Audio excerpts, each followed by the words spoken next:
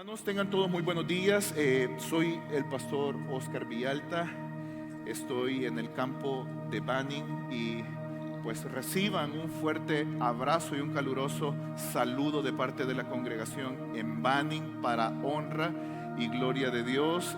A partir de marzo 31 aperturamos el servicio de las 9 de la mañana. Hace un año, 10 meses comenzamos con aproximadamente 17 personas en el primer servicio y el Señor ha llevado, ha movido, ha traído y hoy podemos decir, dominicalmente estamos recibiendo más de 30 personas para la honra y gloria de Dios. Así que el Señor se mueve, el Señor hace y el Señor añadía a todos los que en su plan estaban. El día de hoy, hermanos, déjenme decirles que estamos comenzando una nueva serie. Terminamos la serie de redención, la cual la estuvimos compartiendo durante 4 semanas. Y hoy comenzamos, hermanos, una serie nueva que está basada en el libro de Hechos. El día de hoy, por favor, les pido sean pacientes conmigo. Vamos a estar durante las próximas 5 horas compartiendo el Evangelio. Amén, gloria a Dios. Y pues para mí es un honor y un placer. Y también pido, por favor, estén orando por Pastor Moisés, su familia que está disfrutando de un tiempo en familia. Amén. Amén. Gloria a Dios. Hermanos, entrando en materia, el libro de los Hechos. El libro de los Hechos, hermanos, es una narrativa que nos cuenta sobre la historia de los apóstoles. Pero es una continuación también de lo que Jesucristo hizo y cómo la iglesia comenzó a dar sus primeros pasos hasta llegar a lo que hoy conocemos como iglesia. Amén. Entonces, creemos que fue escrito el libro de los Hechos como parte de la continuidad del Evangelio de Lucas, teniendo a la misma persona, o sea, Lucas, como autor del mismo libro. Inicialmente quiero decirles que el libro de los Hechos se llamó Hechos de los Apóstoles, pues hoy en muchas Biblias podemos ver que solamente lo encontramos como el libro de Hechos. Y durante las próximas semanas vamos a estar hablando de varias partes, varios episodios, varias situaciones que el libro nos expone para nosotros, su iglesia. Amén. Pero el día de hoy quiero comenzar con algo que el Señor nos dejó a todos nosotros. Y es la promesa del Padre. Esa promesa que todavía sigue vigente, esa promesa que todavía está para los que querramos atesorarla y de hecho no tiene fecha de caducación. Esa promesa que hace que la iglesia sea lo que es y esa promesa que también hace que la iglesia se mueva en poder, se mueva en el poder y en el mover de lo que Dios quiere. Quiero que leamos todos juntos Hechos capítulo 1 en el versículo 1. Dice la palabra de Dios: en el primer tratado, oh Teófilo, te escribí acerca de todas las cosas que Jesús comenzó a hacer y a enseñar, hasta el día en que fue recibido arriba, después de dar mandamientos por el Espíritu Santo a los apóstoles que Él había escogido. Acompáñame a orar, hermanos, por favor. Señor, te damos las gracias, Padre. Te damos la honra y la gloria, Señor, por todo lo que tú estás haciendo. Te pedimos, Señor, el control pleno y total, Señor, de todo lo que en esta mañana voy a exponer. Padre, trae claridad, Señor, a tu palabra y que llegue a nuestros pensamientos y a nuestros corazones de tal forma que pueda hacerse una realidad, Señor. Tú tienes el poder para hacer eso, Señor. Te doy las gracias, Padre, por este tiempo, por este privilegio. En tu nombre oramos, Señor, por tu iglesia, para que atesores, Señor, lo que vas a hablar. Amén y amén. Hermanos, en el libro de Hechos, en los primeros 2 versículos, la palabra comienza detallando algunas cosas muy, pero muy importantes. Empieza diciéndome que existe un primer tratado y ese primer tratado es el libro de Lucas. Pero luego hay una expresión y esa expresión es a quién va dirigida la palabra de Dios en este trozo. Y menciona un nombre y dice, oh Teófilo.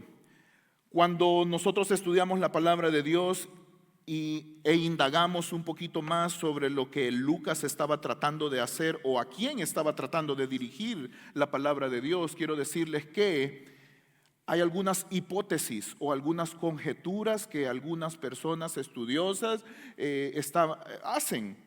Y esto es que una de las hipótesis nos dice que pudo haber sido una persona importante con un nivel de jerarquía un poquito elevado, ya que en el primer tratado, o sea, en el Evangelio de Lucas, se me menciona excelentísimo Teófilo. Pero a mí me encanta más la otra teoría o la otra hipótesis, la cual está basada en el origen etimológico de la palabra, porque cuando nosotros desglosamos y partimos la palabra en dos, podemos ver que teos significa Dios y filos significa amor. Y yo quiero creer y he atesorado en mi corazón que cuando Lucas escribe estos primeros versos de Hechos, está diciendo en el primer tratado, oh Teófilo, o sea, oh iglesia, tú que amas a Dios. Así que esta palabra quiero decirte que es para ti, que amas al Señor. Esta palabra es para mí también, que amo al Señor. Así que atesórala en tu corazón. Y el objetivo es continuar con la historia de Jesús y sus discípulos. Por eso se llama Hechos de los Apóstoles. Pero el primer punto que quiero comentarte, lo cual te decía que es importante, es lo que comienza diciendo en el versículo 2, hasta el día en que fue recibido arriba. Porque Lucas está describiendo el poder de Dios. Un poder el cual fue mostrado a sus apóstoles, un poder tal que ascendió delante de ellos, y esto marcó un punto de partida para la historia de la iglesia. Esto marcó un epicentro del mover del Espíritu Santo. Esto marca el inicio de lo que hoy conocemos como iglesia, pero también es un hecho que nos llama a nosotros como iglesia recordar el poder del Hijo que vuelve a la derecha del Padre. Y es un hecho también que me llama a recordar que tú y yo, Teófilo, tenemos un abogado a la derecha del Padre. Amén. Entonces, quiero recordarte también que Lucas en su evangelio describe de una forma un poquito más amplia lo que es la ascensión del Señor. Y en el capítulo 24, en el versículo 50, nos dice: entonces los condujo afuera de la ciudad hasta cerca de Betania, y alzando sus manos los bendijo. Y aconteció que mientras los bendecía, se separó de ellos y fue llevado arriba al cielo. Ellos, después de adorarle, regresaron a Jerusalén con gran gozo y estaban siempre en el templo alabando a Dios. Hermanos, quiero decirles que cuando Lucas describe el momento de la ascensión, Jesucristo viene y los saca del bullicio de la ciudad. Los saca del temor del cual ellos estaban rodeados, ya que ellos estaban siendo perseguidos por todo lo que había acontecido de la muerte de Jesucristo. Pero más así, los aparta y alza sus manos y los bendice. Y acontece que mientras los bendecía, se separa de ellos y sube y asciende a los cielos, como lo describe Romanos 8:34. Hermanos, quiero decirles que antes de estos versículos, antes del versículo 50, hay algunas cosas que me llaman mucho la atención y que quiero compartirlas con ustedes. Número uno es que 5 versículos antes, Jesucristo viene y abre el entendimiento de sus discípulos. Dice la palabra en Lucas 24:45, no lo van a ver en sus pantallas, pero quiero compartírselos. Dice, entonces les abrió el entendimiento para que comprendiesen las Escrituras. Lo segundo que quiero compartirles es que dice, y les dijo que así está escrito y así fue necesario que el Cristo padeciese y resucitase de los muertos, y esto es lo segundo importante, y que se predicase en su nombre el arrepentimiento y el perdón de pecados. Y lo tercero importante que quiero compartirles es que les dijo, y he aquí, yo enviaré la promesa de mi Padre sobre vosotros. Lo que quiero decir, iglesia, es que tú y yo podemos pedir el entendimiento de las Escrituras a nuestro Dios. Es que tú y yo hemos sido llamados a ser iglesia, pero el Señor abrirá el entendimiento para que nosotros cumplamos con lo que Él nos está pidiendo. Y lo que Él nos está pidiendo es que nosotros prediquemos el nombre de Jesús, el arrepentimiento y el perdón de los pecados. Entonces, después de resucitar, Jesús asciende a los cielos y hay algo más que quiero compartir, es que los discípulos, según lo que me dice Hechos, habían sido escogidos a través del discernimiento del Espíritu Santo.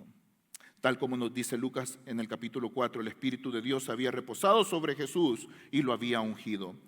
Ahora, Jesús asciende a los cielos, da instrucciones a sus apóstoles, por ende sus apóstoles eran enviados bajo la misma unción que el Espíritu reposó sobre Jesús. Hermanos, existen iglesias llenas del mover de Dios. Amén. Pero también existen iglesias llenas de los pensamientos de hombres. Y lo que Jesucristo estaba haciendo acá es alineando a sus 12 discípulos a lo que el Padre tenía. El Padre había enviado al Hijo, el Hijo había hecho su sacrificio en la cruz y ahora era tiempo de que la promesa del Padre, o sea, un consolador, llegara y dirigiera a su iglesia. Amén. Un plan ordenado, un plan detallado, un plan que no podemos saltar si nosotros somos hijos e hijas de Dios. Hermanos, el Señor quiere llevarnos a hacer su plan y su obra a través de nosotros de forma ordenada. Amén. No sin saltar al Padre, ni al Hijo, ni al Espíritu Santo. No imponiendo nuestras formas, no imponiendo nuestras ideas, sino imponiendo su Espíritu Santo en nosotros, el poder y la autoridad que Él nos da para que caminemos y podamos discernir qué es lo que Él quiere que nosotros hagamos. Amén. La tercera cosa que nos habla la palabra de Dios es en Hechos, en el capítulo 1, en el versículo 3, dice: ante las cuales, dice Lucas, después de haber padecido, se presentó vivo, con muchas pruebas decisivas, apareciéndoseles durante 40 días y hablándoles de las cosas concernientes al reino de Dios. Hermanos, aquí lo que está haciendo la palabra de Dios es declarando que la resurrección de Cristo tiene evidencias irrefutables para nosotros como iglesia. Por 40 días Él estuvo con ellos, con las personas que le vieron morir, con las personas que estuvieron escuchando lo que Jesucristo predicaba. Estuvo con ellos, resucitó y ahora sus discípulos estaban convencidos de tal forma que estaban dispuestos a dar su vida por predicar la palabra de Dios. Y ahora recordando un poquito lo que dice el versículo 50 en Lucas 24, en cómo el Señor viene y inviste a sus apóstoles, es sacándolos de una Jerusalén, apartándolos y bendiciéndolos. Lo mismo que tiene planificado para todos nosotros. El Señor quiere apartarnos de nuestra antigua forma de vivir. El Señor quiere que cambiemos nuestra antigua forma de caminar. Él quiere bendecirnos allá en el silencio, donde nadie nos mira, donde Él y yo podemos tener una conversación clara de quién soy yo, de la forma en cómo estoy caminando y qué es lo que yo debo de cambiar para agradarle a Él. Su iglesia debe de ser una iglesia apartada, no para jactancia propia, sino para cumplir el plan que Jesucristo tiene con ella. ¿Y por qué te digo esto? Porque en Hechos, en el capítulo 1, en el versículo 4 dice: y estando con ellos, les mandó que no se alejaran de Jerusalén, sino que esperaran la promesa del Padre, la cual les dijo: oísteis de mí. ¿Y por qué estoy diciendo esto? Porque Jesucristo viene, los saca, los lleva cerca de Betania, los llena, los bendice, y luego ellos tienen que regresar a Jerusalén, al lugar donde su vida corría riesgo, al lugar donde muchas cosas estaban sucediendo, al lugar en donde ellos estaban temerosos que llegaran, tocaran las puertas, los sacaran a todos y los asesinaran. Porque nosotros, aunque seamos iglesia, seremos apartados de nuestra vieja forma de vivir, pero tenemos que regresar y predicar el evangelio allá donde una vez nosotros estuvimos, iglesia. Allá donde una vez nosotros también estuvimos en nuestros delitos y en nuestros pecados. Allá en donde nadie quiere ir para predicar el evangelio. Allá donde nadie lleva una palabra de esperanza. Allá donde hay temor. Allá donde vidas se pierden. Y lo curioso del caso es que Jerusalén significa ciudad de paz. Lo que nos garantiza que nosotros, en el caminar que tengamos como iglesia, Dios será nuestra paz, nuestro refugio. Nos consolará a través de su Espíritu Santo y nos dará el discernimiento para caminar. Amén.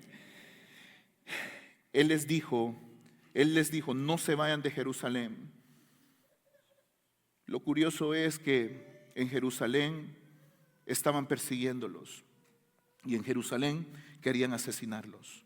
Pero ¿quién puede entonces comprobar si la fe es verdadera cuando no es probada? ¿Quién entonces puede decir: he visto el caminar del Señor, si no hemos atravesado ninguna prueba?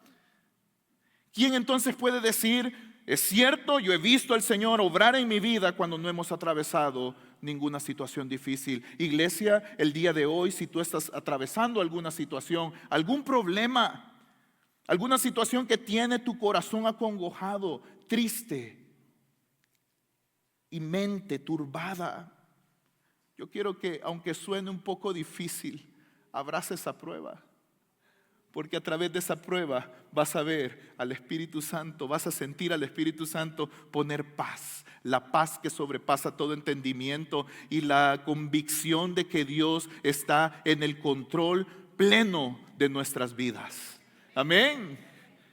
Iglesia, yo quiero decirte que Jesucristo dio orden específica a sus discípulos que volvieran a Jerusalén para que ellos recibieran la promesa del Padre, pero también para que se llenaran de la convicción que Él estaba en control de sus vidas. Juan 14 dice la palabra de Dios: si me amáis, versículo 15, si me amáis, guardad mis mandamientos. Continúa diciendo la palabra de Dios en el versículo 16: y yo rogaré al Padre y os dará otro consolador para que esté con vosotros para siempre. El Espíritu de verdad, el cual el mundo no puede recibir porque no le ve ni le conoce, pero vosotros le conocéis porque mora con vosotros y estará en vosotros. Lo que Jesús comienza diciéndoles es: esa promesa está atada a una petición: que le amemos y que cumplamos su palabra. Esa promesa del Padre está atada a una condición: que le amemos y que guardemos sus mandamientos. Y Él dice: y yo rogaré al Padre que cuando nosotros como iglesia nos esforcemos por amarle y guardar los mandamientos, Él traerá la promesa del Padre, que es un consolador, es el Paracletos. Amén, o el Paracletos. Y este es un consejero legal que está presente en momentos difíciles, en momentos fáciles también de mi vida, en buenos y malas situaciones, pero es el que me guía, es el que pone discernimiento, es el que me exhorta, es el que me ayuda, es el que me da dirección, es el que cuando mis pasos están torcidos pone situaciones en medio de nosotros para que nosotros recordemos que somos su iglesia. Amén.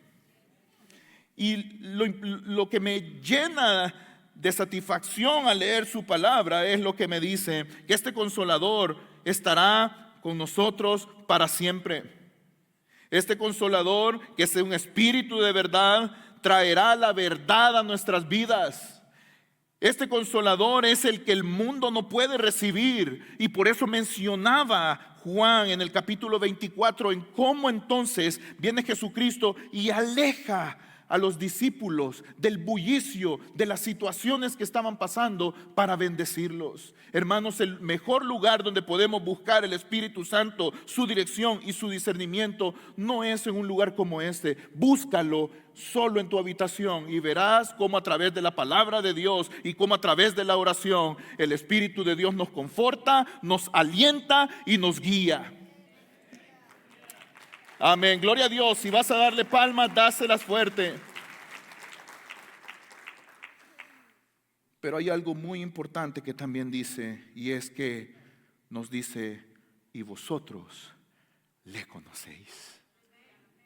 Nosotros, su iglesia, somos fieles testigos del poder y la autoridad que el Espíritu Santo tiene en nosotros, porque hemos visto cómo Él nos habla, nos conforta, nos alienta, nos motiva, nos da gozo, nos ayuda, nos encamina, pero también nos exhorta.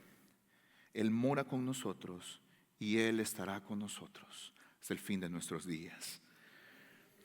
En Lucas 4 dice que ese mismo Espíritu moró en Jesucristo. Mira Lucas 4 en el versículo 16 dice: llegó a Nazaret donde se había criado, y según su costumbre entró en la sinagoga el día de reposo y se levantó a leer. Le dieron el libro del profeta Isaías, y abriendo el libro halló el lugar donde estaba escrito: el Espíritu del Señor está sobre mí, porque me ha ungido para anunciar el evangelio a los pobres, me ha enviado para proclamar libertad a los cautivos y la recuperación de la vista a los ciegos, para poner en libertad a los oprimidos, para proclamar el año favorable del Señor. Hermanos, ese mismo Espíritu es el que hoy quiere invitarnos a que, si tú no has caminado nunca en Él, Él quiere cambiar nuestras vidas. Ese mismo Espíritu quiere animarnos si nosotros estamos frustrados. Ese mismo Espíritu quiere abrazarnos, hermanos, si nosotros nos sentimos desconsolados. Ese mismo Espíritu, hermanos, quiere animar a su iglesia, que sea una iglesia llena de poder y que le dé el trono de sus corazones, o sea, nuestros corazones.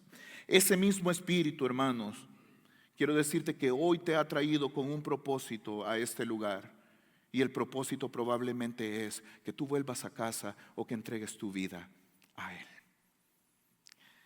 Hechos 1 en el versículo 5 me dice: porque Juan ciertamente bautizó con agua, pero vosotros seréis bautizados con el Espíritu Santo dentro de no muchos días. Y hermanos, créanme que este concepto de ser bautizados en el Espíritu de Dios es uno de los conceptos que trae más conversaciones difíciles en su iglesia.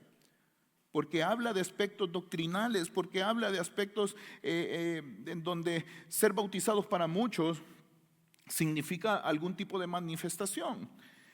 Pero yo quiero decirte que para mí, de forma personal y en mi opinión personal, la evidencia más grande de ser sumergidos y bautizados en el Espíritu de Dios, o sea, en el Espíritu Santo, es tu amor por tu prójimo y por ti mismo. Amén. ¿Estás conmigo, iglesia? Es el amor que tú tienes por Dios, por tu prójimo y también por ti mismo. Porque en la manera en cómo tú vives la vida para Dios, así demuestras y así eres testimonio para otros. En la manera en cómo nosotros vivimos nuestra vida para con nuestros prójimos, así demostramos la obra que Dios está haciendo en nosotros. Y esto fue lo mismo que nos dijo Jesús, que toda la ley se resumía en estas dos cosas: en el amor a nuestro Dios y en el amor a nuestro prójimo. No puede, no existe y no es compatible una iglesia que no ame al prójimo. No puede y no existe una iglesia que no tenga el amor por el perdido, porque por el que está en la calle en drogas, por la persona que está en problemas de alcoholismo, por la persona que está luchando con pornografía, por la persona que está en tentaciones continuas, por la persona que en alguna forma se le ha tildado y se le ha puesto una etiqueta sobre su corazón. Esas personas son las que nosotros como iglesia debemos amar. Amén. Aquella persona que nos ha hecho la vida difícil, hermanos, es por la persona que debemos orar. Esa es la iglesia verdadera. Cuando Jesucristo viene y les dice recibirán la promesa, los manda a lugares muy específicos a predicar. ¿Saben cuál era el primer lugar? Jerusalén, donde todos querían asesinarlos. El segundo lugar, ¿saben cuál era? Judea, donde después hay una explosión de avivamiento y empiezan a predicar la palabra con denuedo y con convicción. Pero el tercer lugar, iglesia, donde los manda a predicar es a Samaria, la ciudad vecina a los cuales todos los judíos odiaban.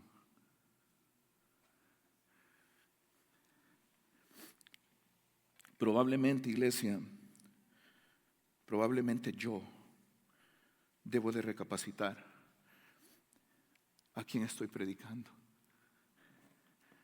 Porque a veces quiero predicarle a mi familia porque la amo con todo mi corazón. Pero ¿qué tal de la persona que está afuera, que se está perdiendo?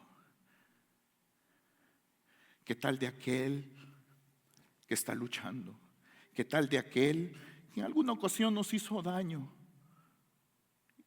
y lo odiamos con todas nuestras fuerzas? Pero hoy el Señor probablemente nos esté diciendo, el Espíritu de Dios vino con poder a su iglesia, y no solo para que hiciera grandes cosas, sino para que en nosotros haya el perdón y el arrepentimiento, y que a las personas difíciles, aquellas que nos han herido, aquellas que nos han lastimado, aquellas que nos han vituperado, aquellas que han dicho algo de nosotros, aquellas que se aprovecharon de nosotros, aquellas que abusaron de nosotros, aquellas que nos lastimaron, a esas personas probablemente debamos de traer delante de Cristo y orar por cada una de ellas.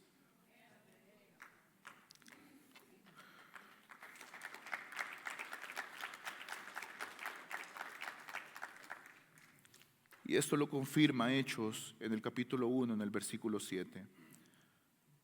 Dice la palabra, versículo 6. Así pues, los que se habían reunido le preguntaban diciendo, Señor, ¿restaurarás el reino a Israel en este tiempo?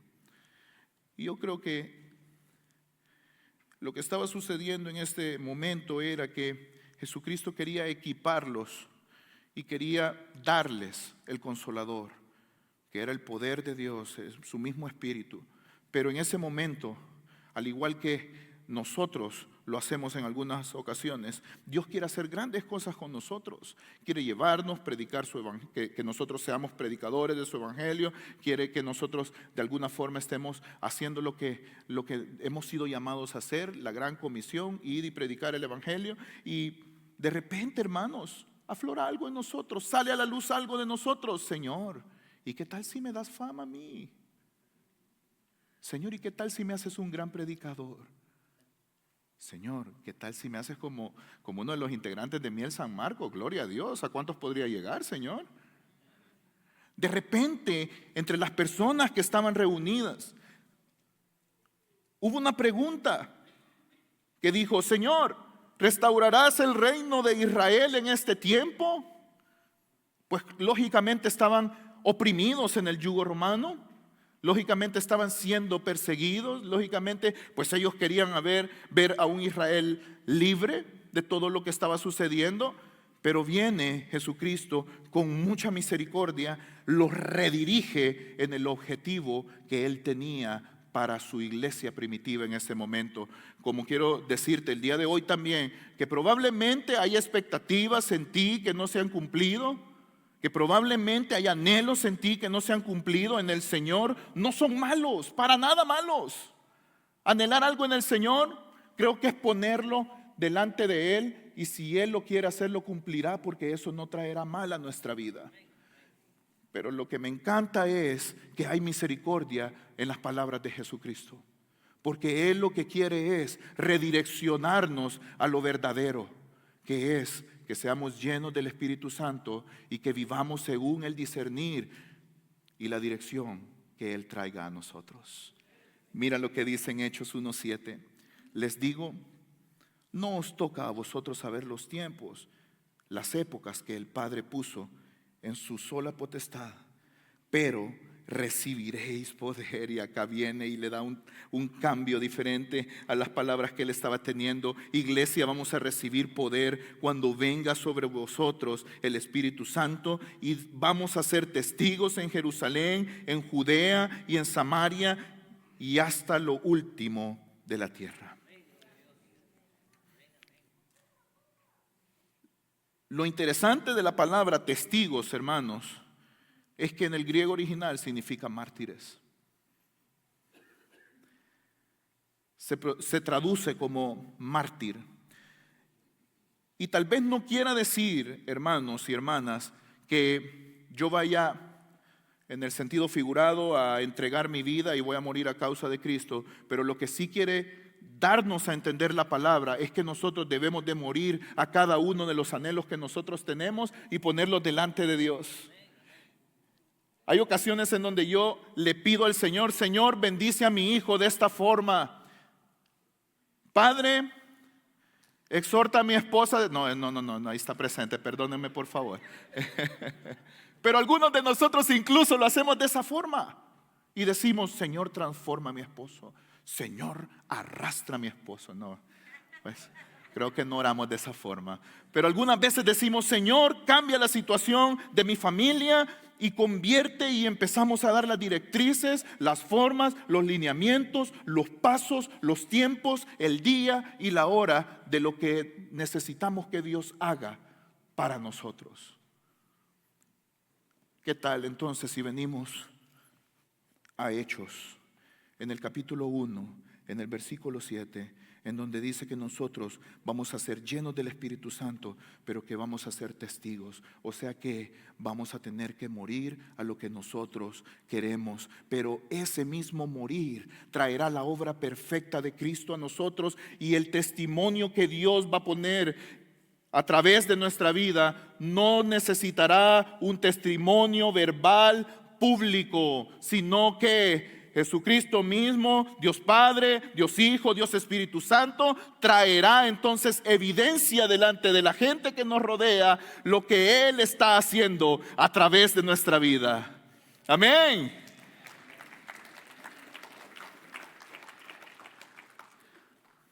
Ellos habían sido testigos oculares de la resurrección de Jesús, hasta el punto que estaban convencidos a morir, a dejar su vida por predicar el Evangelio. Hermanos, ¿qué implica entonces moverse bajo el poder de la promesa de Dios? Rápidamente quiero decirte qué es lo que implica. Número 1, implica que tendremos que ir y predicar el Evangelio, tendremos que ir y ser testigos no de nuestra boca, sino de lo que Dios esté haciendo, pero tendremos que ir en la dirección que el Espíritu Santo nos lleve. Tendremos que ir y salir de nuestra forma habitual de cómo nosotros estamos caminando. Probablemente el Señor va a exigir de nosotros que salgamos de nuestra forma, de nuestra zona de confort. Probablemente el Señor pondrá en ti, hermano y hermana, que te agregues a un grupo pequeño porque necesitas crecer en la palabra de Dios. Probablemente el Señor va a poner más dones en ti y te animará a que esos dones no estén escondidos y que tú puedas ser testimonio a través de los dones que Dios te ha dado. Probablemente, iglesia, te esté llamando algunos de nosotros, de los que estamos acá, a que aperturemos nuestras casas y pongamos una célula de crecimiento, un grupo pequeño en donde podamos predicar la palabra. Probablemente, hermanos, algunos de nosotros necesitamos venir a celebrando la recuperación, porque Cristo quiere que recibamos el perdón a través de ella. Probablemente, hermanos, a otros el Señor nos está llamando a ver la fidelidad de Él a través de lo material, pero nos está llamando también a que le demos lo que le pertenece, sus diezmos y sus ofrendas. Hermanos, La iglesia debe de morir a lo que quiere para ver el poder del Espíritu Santo en ella.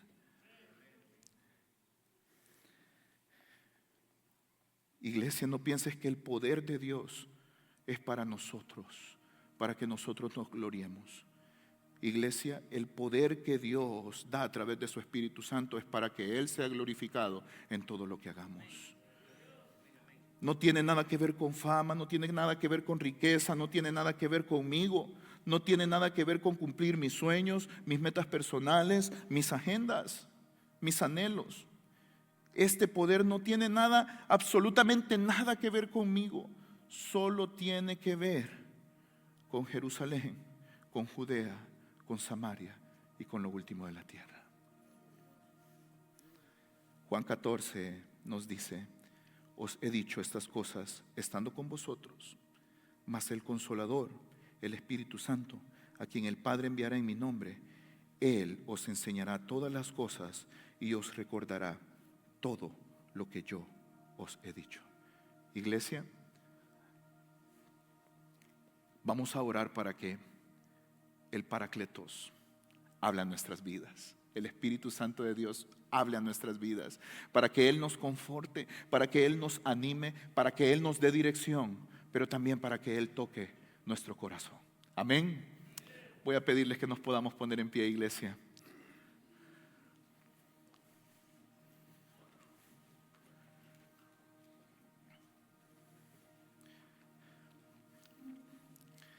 En Hechos 2, la palabra dice en el versículo 1, que 50 días después, o sea en el Pentecostés, después de la Pascua, estaban todos unidos, unánimes, estaban juntos. Y de repente vino del cielo un estruendo como de un viento recio que soplaba. Y dice que llenó toda la casa donde estaban sentados. Y se les aparecieron lenguas repartidas como de fuego, asentándose sobre cada uno de ellos. Y fueron todos llenos del Espíritu Santo y comenzaron a hablar en otras lenguas según el Espíritu les daba que hablasen. Este capítulo 2 nos habla del poder del Espíritu Santo.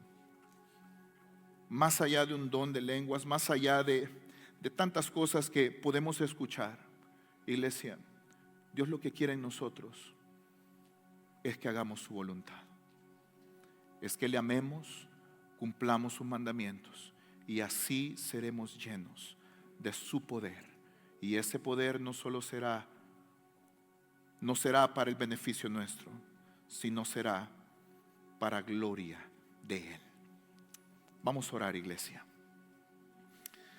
Padre, te damos la honra y la gloria de todo lo que tú haces a través de tu iglesia, Señor. El día de hoy, Padre, venimos una parte de tu cuerpo, del cuerpo de Cristo, a pedirte y a solicitarte, Señor, que tú, Padre, pongas dirección a nuestras vidas. Que tú, Padre, hagas la obra de arrepentimiento en nuestros corazones. Que tú, Padre, hagas, Señor, la obra de perdón también en nosotros. Que tú, Padre, des convicción en lo que tú nos estás llamando a hacer. Que tú, Padre, pongas claridad en los pasos que debemos de dar, Señor, para honrarte y para glorificarte. Señor, que tú también pongas paz y tranquilidad en cada situación que estemos viviendo, Señor. Y así como los discípulos estando en Jerusalén, nosotros también podamos tener paz en medio de tribulaciones. Padre, tu iglesia solo tiene un motor y ese motor es tu Espíritu Santo. Llénanos, Señor, de Él, cambiando nuestros pensamientos, cambiando nuestras ideas, cambiando, Señor, quién yo soy. Y que un día, Señor, podamos estar haciendo lo que tú nos has llamado a hacer.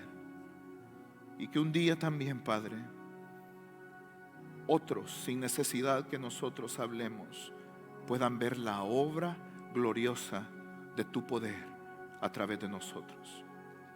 Señor, yo te pido por la iglesia, Señor. Yo te pido por cada líder, Señor.